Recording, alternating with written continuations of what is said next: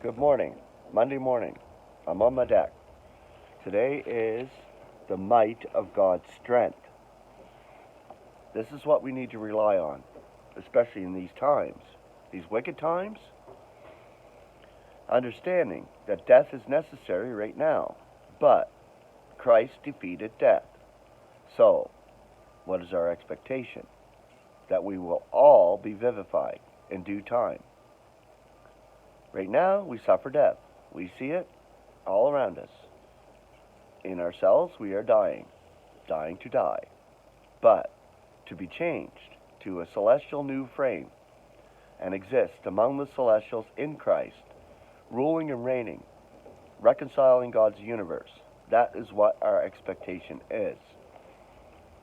All right, the might of God's strength, the transcendent greatness of His power for us who are believing, in accord with the operation of the might of His strength, which is operative in the Christ, rousing Him from among the dead and seating Him at His right hand among the celestials, up over every sovereignty and authority and power and lordship, and every name that is named, not only in this eon, but also in that which is impending.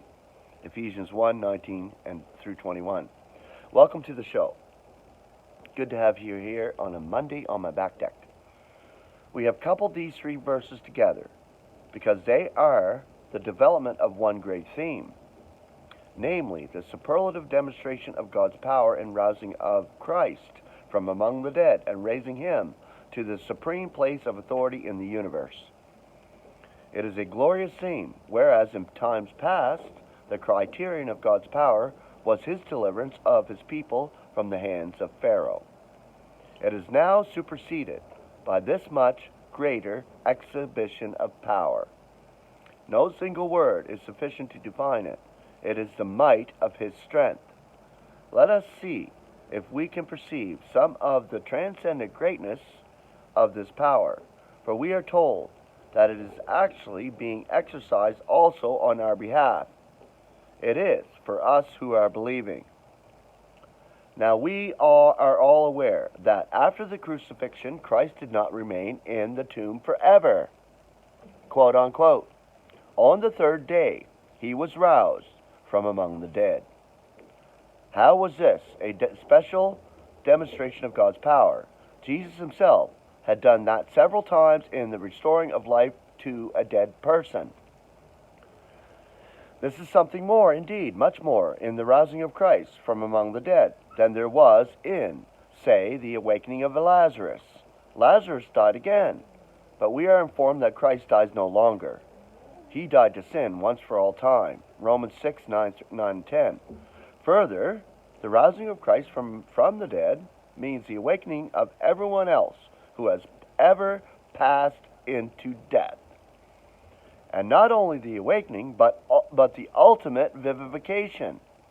All like Christ must be placed ultimately beyond the power of death. For even as in Adam all are dying, thus also in Christ shall all be vivified. 1 Corinthians 15:22. The rousing of Christ gives God's purpose an impetus which is not expended until the whole is brought into its final consummation. The rousing of Christ means the deliverance of the whole human race from the bondage of the tomb. This is implied in the term firstborn from among the dead, Colossians 1:18. If the term firstborn of every creature, Colossians 1:15, covers all who have ever come into being, then the term firstborn from among the dead includes all who have ever passed into death. And if the powers that have brought forth the universe were placed in Christ at the beginning, then all the powers necessary to bring forth the dead were placed in Him when He became the firstborn from among the dead. This is, indeed, a tremendous manifestation of God's strength, but we think there is still more to add to this matter. A guard of Roman soldiers was placed around the tomb of the Lord in order to prevent the body from being removed. But the guard quaked at the appearance of the messenger of the Lord. Then men were powerless in the presence of divine power.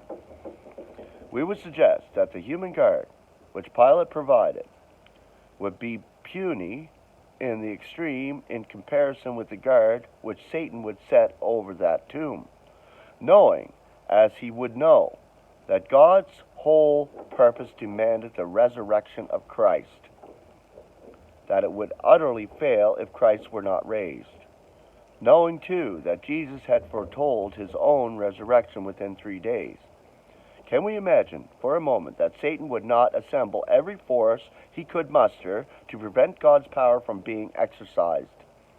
Would the adversary cease to be an adversary at this point, and having apparently succeeded in destroying God's Son, stand aside and watch while God roused him from among the dead? Experience and history both show that Satan opposes God at every point, and the forces of opposition concentrated around the tomb must have been almost overwhelming. But God not only roused Jesus from among the dead, but exalted him above every power that might raise itself in opposition. Here is displayed the real might of God's strength, for he not only rouses Christ from among the dead, but seats him at his right hand among the celestials, up over every sovereignty and authority and power and lordship, and every name that is named, not only in this eon, but also in that which is impending, and subjects all under his feet, and gives him as head over all to the ecclesia, which is his body, the complement of the one who is completing the all in all. Ephesians 1:20-23. A similar picture is given to us in Philippians, where, after describing how Christ first emptied himself of all his pristine glory and went on to humble himself by becoming obedient unto death, even the death of the cross, the apostle goes on to say, "Wherefore also God highly exalts him, and graces him with the name that is above every name, that in the name of Jesus every knee should be bowing, celestial and terrestrial and subterranean, and every tongue should be acclaiming that Jesus Christ is Lord, for the glory of God the Father." Philippians 2:9-11. A further description of the effects of the might of God's strength, as it is operative in the Christ, is given in Colossians 1:18-20, where we read, "And he, Christ, is the head of the body, the ecclesia, who is sovereign, firstborn from among the dead, that in all he may be becoming first. For in him the entire complement delights to dwell, and through him to reconcile all to him, making peace through the blood of his cross. Through him, whether those on the earth or those in the heavens."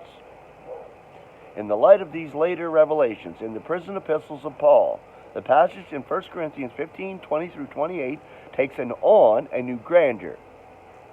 For it shows us that the impetus given to God's purpose by the rousing of Christ from among the dead does not expend itself until all others are vivified in him, until all sovereignty and authority and power are brought to naught, until all enemies are placed under Christ's feet, until the last enemy, death itself, is abolished, until all the universe is made subject to God's Son, until the Son himself has handed over all sovereignty and power to the Father, and God has become all in all.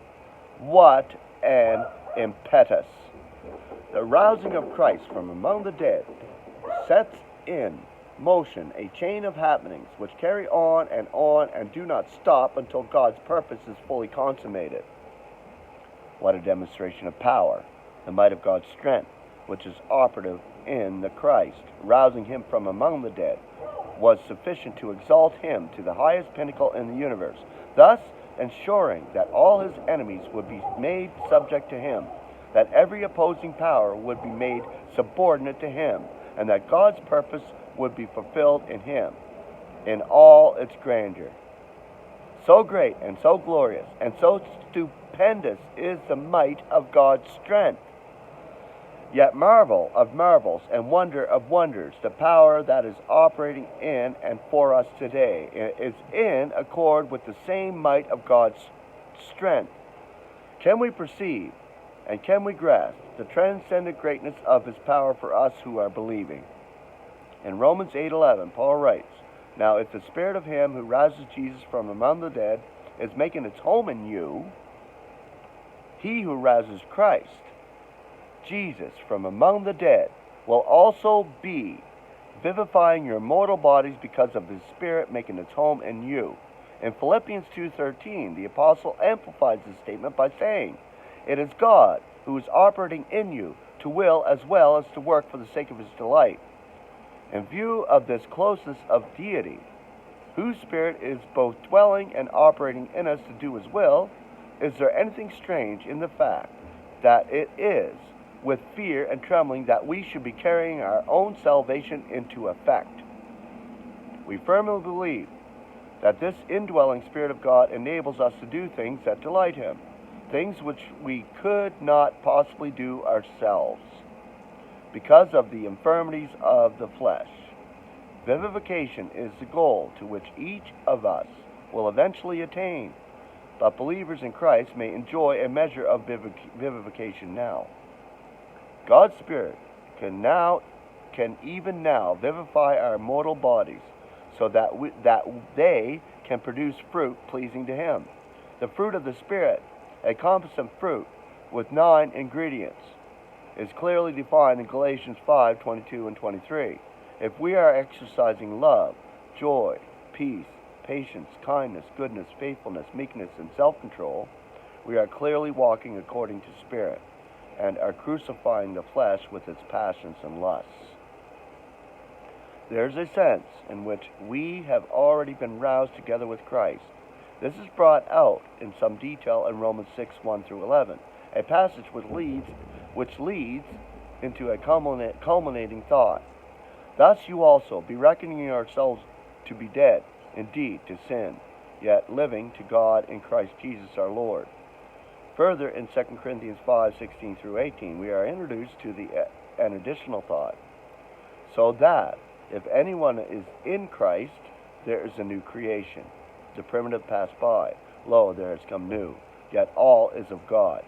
God's power is already operating in us, not only in the creative process, which brings about the new in place of the old, but also in directing of the new ministry of conciliation, which follows. For when we speak as ambassadors of Christ, it is as if God is entreating through us. Our message is then empowered by his Spirit and redounds to his glory. What a thrill this should give us. Our position and status are most beautifully summarized for us in Colossians 3:1 through 4. If then you are roused together with Christ, be seeking that which is above, where Christ is, sitting at the right hand of God. Be disposed to that which is above, not to that on the earth. For you died, and your life is hid together with Christ in God. Whenever Christ our life should be manifested, then you also shall be manifested together with him in glory. So then, for God's Spirit operating in us, what are we to say about the operating for us? Paul's letter to the Ephesians adds luster in many ways to his earlier letter to the Romans. So it's correlating Romans and Ephesians. And nowhere more than in the passage under notice, in view of the transcendent greatness of God's power for us who are believing. What are we to say about Romans 8:28 through 30, where the first usage of the term God is regrettably omitted in the King James Version? Now we are aware that God is working all together for the good of those who are loving God, who are called according to that purpose. That whom he foreknew, he designates beforehand also to be conformed to the image of his Son, for him to be the firstborn among many brethren. Now whom he designates beforehand, he calls also, and whom he calls, these he justifies also. Now whom he justifies, these he glorifies also. All through this operation, the might of God's strength is employed, not only in assuring our present well-being in a spiritual sense, but also in guaranteeing each of the stages in our path to future glorification.